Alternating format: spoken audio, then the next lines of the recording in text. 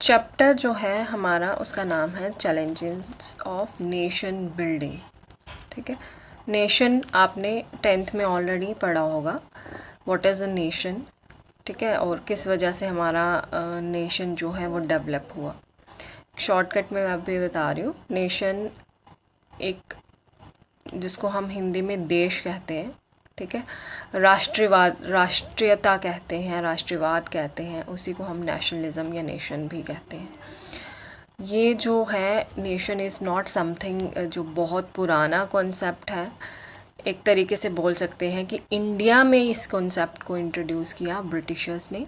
उन्होंने बात की कि एक देश है और एक कॉमन उसमें कोई ना कोई चीज़ होनी चाहिए। जैसे हमारा है तो हमारे जो है हमारी भाषा एक नहीं है, हमारा इथनिकली हम एक जैसे नहीं है, रेस हमारे पूरे देश में एक जैसी नहीं है, लेकिन हिस्ट्री हमारी एक जैसी है। ठीक है, लगभग पूरे देश में एक तरह के लोगों ने टाइम टू टाइम रूल किया है।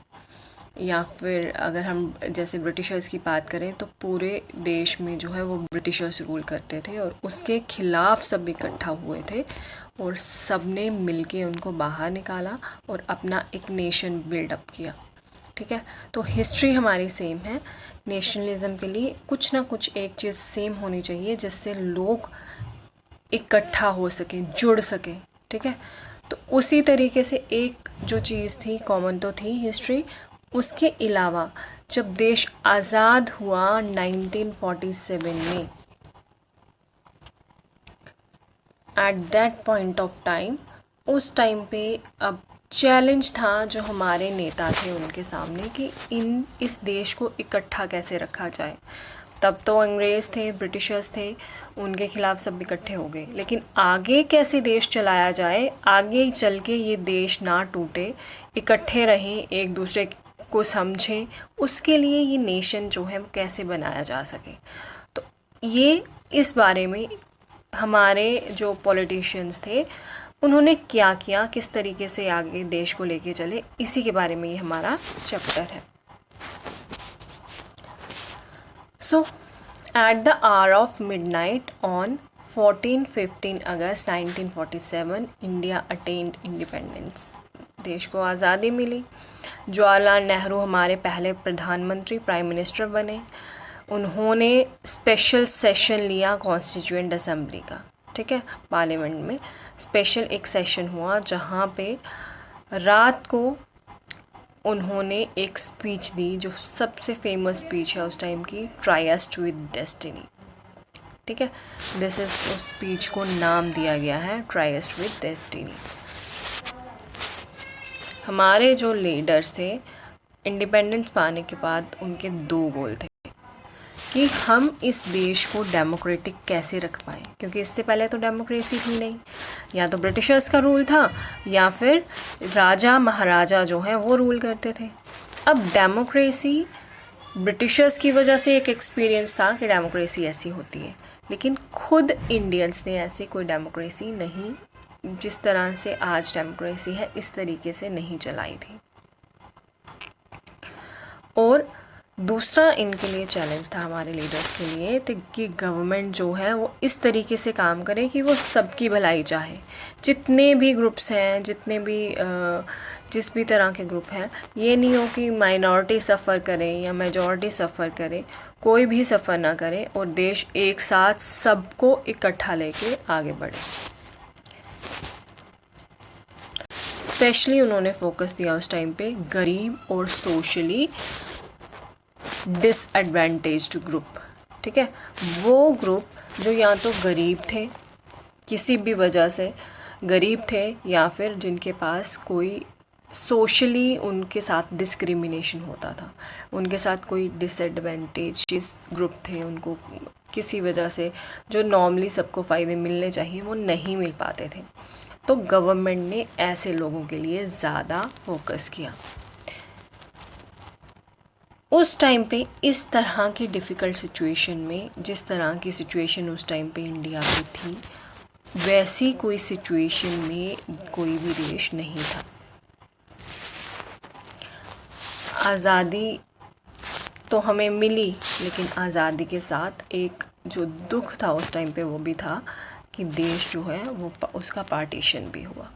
ठीक है, 1947 में बहुत सी इस पार्टीशन की वजह से वायलेंस हुई, डिस्प्लेसमेंट हुई, बहुत से लोगों को यहाँ से वहाँ, वहाँ से यहाँ आना पड़ा। ठीक है, और बहुत सी मार धाड़ मची, बहुत से लोग मारे गए, कईयों ने मारा, कईयों को मारा गया। तो ये चीज़ उस टाइम पे यहाँ से भारत से जो लोग हैं वो पाकिस्तान गए, पाकिस्तान में से इंडिया में आए। इस तरह की बहुत ख़राब सिचुएशन जो है उस टाइम पे हुई। It was in this situation independence India started it's journey. इस तरह के डिफ़िकल्ट सिचुएशन में इस देश ने एक जर्नी शुरू की, आज़ाद भारत की। ठीक है, और यहाँ पे 3 नए चैलेंजेस आए कि किस तरीके से वो 3 बड़े चैलेंजेस क्या थे। एक तो नेशन को शेप देना, ठीक है, जो अलग हो गए वो तो हो गए, लेकिन जो साथ में हैं उनको कैसे इकट्ठा रखा जाए, उनको कैसे शेप किया जाए, क्योंकि देश इतना ज़्यादा डाइवर्स है, इतना ज़्यादा डाइवर्स शायद दुनिया में कोई भी ना हो, लेकिन इतना ज़्यादा डाइवर्स देश है, इतने ज़्यादा कल्चर हैं, इतने ज़्यादा रिलीजन हैं, तो इतने डाइवर्स, इतनी ज़्यादा, लगभग 1600 से ज़्यादा डायलेक्ट यहाँ पे लैंग्वेजेस बोली जाती हैं, इतने कल्चर हैं, रिलीजन हैं, किस तरीके से इस देश को इकट्ठा करके रखा जाए और इस डाइवर्सिटी को भी मेंटेन रखा जाए। जो आइडेंटिटी है इंडिया की कि बहुत डाइवर्स देश है, वो भी आइडेंटिटी मेंटेन रहे, लेकिन देश इकट्ठा भी रहे। दूसरा बड़ा चैलेंज था कि जो मॉडर्न फॉर्म ऑफ डेमोक्रेसी है उसका कोई भी एक्सपीरियंस इंडिया को नहीं था, या था तो बहुत देर पहले था। ठीक है, तो अभी फ़िलहाल ऐसा कोई एक्सपीरियंस था नहीं। तो ऐसे में ये सबसे बड़ी डेमोक्रेसी जो है उसको कैसे इस्टेब्लिश किया जाए, किस तरीके से ये डेमोक्रेसी जो है वो बची रह सके, ये सबसे बड़ा एक चैलेंज था।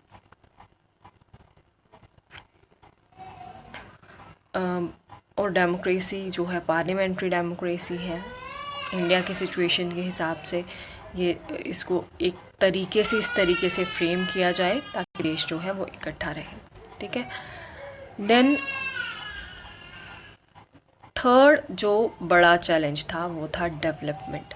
ये देश इतना बड़ा है, डाइवर्स है, आपस में झगड़े हैं, लेकिन इन सबको मिला के इकट्ठा लेके सबको डेवलप करना है, उनको आगे बढ़ाना है, एक वेल बीइंग अच्छी एक सोसाइटी बनानी है।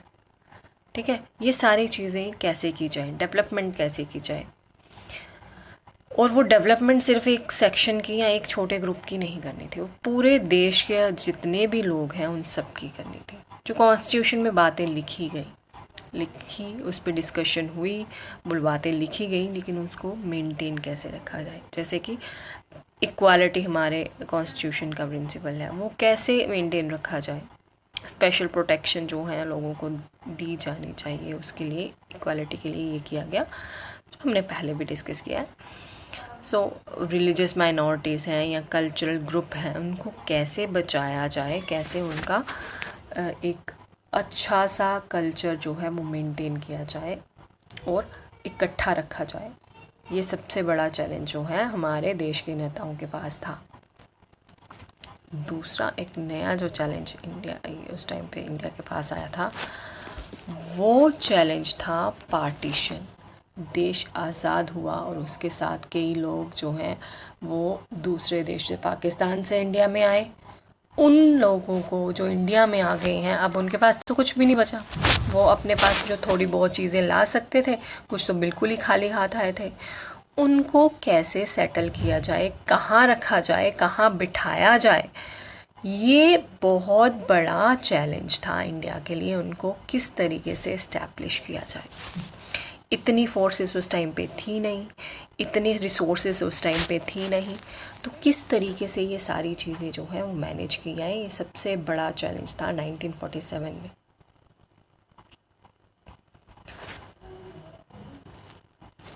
कुछ कंडीशंस हैं यहाँ पे। 14 और 15 अगस्त 1947